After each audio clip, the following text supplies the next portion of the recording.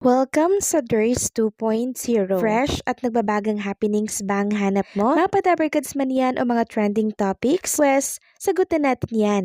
Kaya naman isubscribe nyo na ang ating channel para sa mga nagbabagang balita everyday.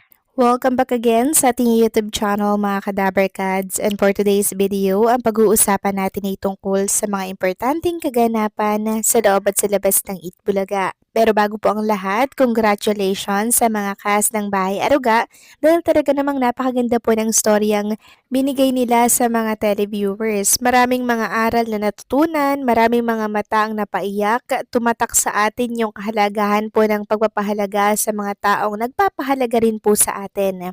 Huwag nating binabaliwala ito dahil napaka-rare nila. Bibihira po ang mga taong magpapahalaga sa iyo na hindi ka kaano-ano o kadugo. Katulad na lamang po ng ginampanan ni Ma'am Helen Gamboa na talaga namang as tunay na ina ang kanyang binibigay na pagmamahal at pag-aaruga sa mga kinukupkop niya.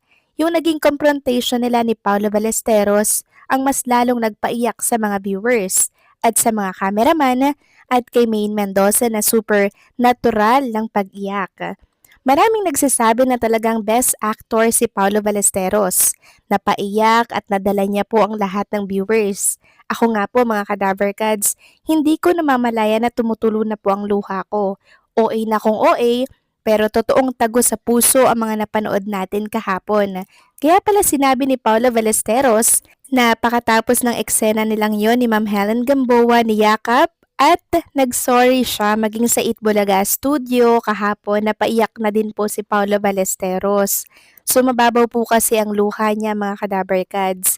Si Paulo Ballesteros din mapagmahal yan sa mga lola niya, kaya ramdam ko na masakit sa damdamin niya yung mga ginagawa niya sa eksena. Kaya nga nag-sorry siya pakatapos ng kanilang eksena. Kaya naman kudos sa team Bahay Aruga, sobrang napakahusay ninyo.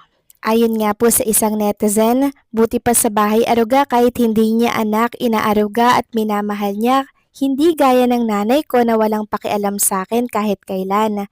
Kaya hindi ako naniniwala sa sinasabi ng iba na hindi kayang tiisin ng ina or magulang ang anak. San ka naman nakakakita ng isang ina na ipinaampon niya ang anak niya tas gagawa ng bagong pamilya at kahit kailan hindi man lang sinuportahan ang anak kahit na pinaampon. Kaya naiiyak ako kanina nang pinanood ko yung Bahay Aruga. So case to case din po yun mga Kadabarkads. Katulad na lamang din po ng word na blood is thicker than water. May case na pamilya mo pa ang magiging kalaban mo, magiging kaaway mo at ang worst dito magkakanulo at magkakatuwa po sa'yo. Kaya masasabi natin na case to case din talaga yung mga sitwasyon at mga nangyayari. Samantalang Itbulaga Lenten Special magkakaroon ng awarding night. Sino po ang inyong pambato sa mga napanood ninyo na Lenten Special ng Itbulaga? Para sa akin lahat mahuhusay naman mga Kadabarkads. Pero anong Lenten Special ang talagang tumatak at tumagos sa puso ninyo? Parang mas matimbang sa akin yung Bahay Aruga mga Kadabarkads. Yung kwento kasi doon kakaiba at talaga namang tumagos at tumatak sa aking puso. Sabi nga dito, Itbulaga Lenten Special Awards Night honoring the power of storytelling, kindness, and redemption. Kaya naman i-comment nyo dyan sa baba mga Kadabarkads kung anong Lenten Special ang bet ninyo na inominee bilang Best Lenten Special, okay? Samantalang congratulations naman kay Ruel Carino mga Kadabarkads dahil nakuha po siya ng TV5 na kumanta po para dito sa My Best Friend Emma na mapapanood sa TV5. So kaduet niya dito si Carmela Lorzano. So ang ganda po ng blending ng voice nila. Napakinggan nyo na po ba mga Kadabarkads? Sila po ang kumanta ng theme song dito mga Kadabarkads. Nakakaiyak, nakakadala at tagos sa puso. Samantalang sa mga nagtatanong naman kung bakit wala pong Itbulaga ngayong araw at sa mga susunod pang araw mga Kadabarkads, every year naman, every time na ginugunita po ang mahal na araw mga Kadabarkads, wala po talagang Itbulaga simula Huwebes hanggang Sabado. So ang pumalit po sa Itbulaga ay itong Mr. Bean na 12 noon napapanood. Samantalang si Raisa May Dizon naman mga Kadaberkads ay nandirito po sa Hong Kong Disneyland kasama po si Ian Red and yung isang sister niya. Enjoy na enjoy ang mga Daberkads natin sa kanilang vacation habang wala pa pong Eat Bulaga mga Kadaberkads dahil afternoon, hectic na naman ang schedule and kaliwat kanan na naman po ang trabaho nila dito sa showbiz.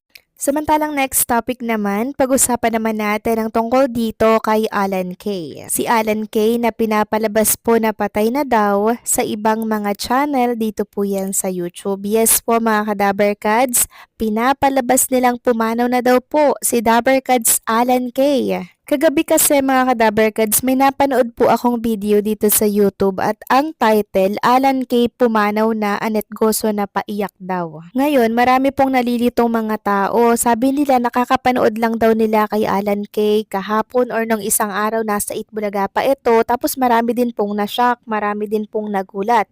Sabi nga ng isa ditong nag-comment, dapat sa'yo demanda. Then may nagsabi pa dito mga ka-Daberkads na Alan Kay pumanaw na, wala lang kayong magawa, pwede kayong mademanda sa ginagawa nyo. Wala kayong ma-post, hindi kayo nanonood ng Itbulaga TV5. Malakas at magaling pa din yang idol ko din yan.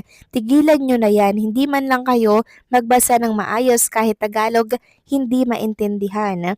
Ginawa din yan kailan lang kay Eddie Gutierrez pero nag-report siya at ang mga anak sa TV Patrol na buhay pa siya. So tingnan nyo naman po mga Kadaberkads yung content Joey De Leon emosyonal sa pamaalam daw ni Alan Kay tapos may abo po dyan ni Alan Kay. So pinatay na po nila agad si Alan Kay sobrang lakas at buhay na buhay si Alan Kay mga Kadaberkads at katunayan po niyan ay naka-vacation po siya ngayon dyan po sa Boracay. Kaya matutong sumuri tayo ng mga pinapanood natin kung ito ba ay may katotohanan mga Kadaberkads kasi kahit fake news ang daming views mga Kadaberkads at ang dami tuloy nalilito kung talaga daw bang pumanaw na si Alan Kay. Maraming nagsasabi mga Kadaberkads na dapat daw pong magdemanda si Alan Kay dahil sa mga pinapakalat na ito ay pumanaw na. Dapat nga namang masampulan mga Kadaberkads sa mga nagkakalat na mga katulad nito. Buhay na buhay pa si Alan Kay pero pinapamalita at pinatay na po nila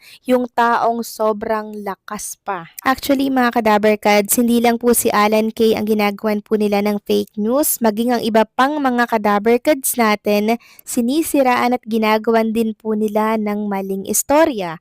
Katulad po ni Maine and Arjo. Sila din po palang nagpapakalat na hiwalay na daw si Maine and Arjo. Diyan din po pala galing yun. Kaya pala pumutok sa mundo ng social media dahil meron itong pinagmumulanding kwento dito po yan sa YouTube. Kaya mga Kadaberkads, suriin nating mabuti yung mga pinapanood natin. Kung ito ba ay lihitimo at kung fake news, wag nyo na pong balikan. Okay?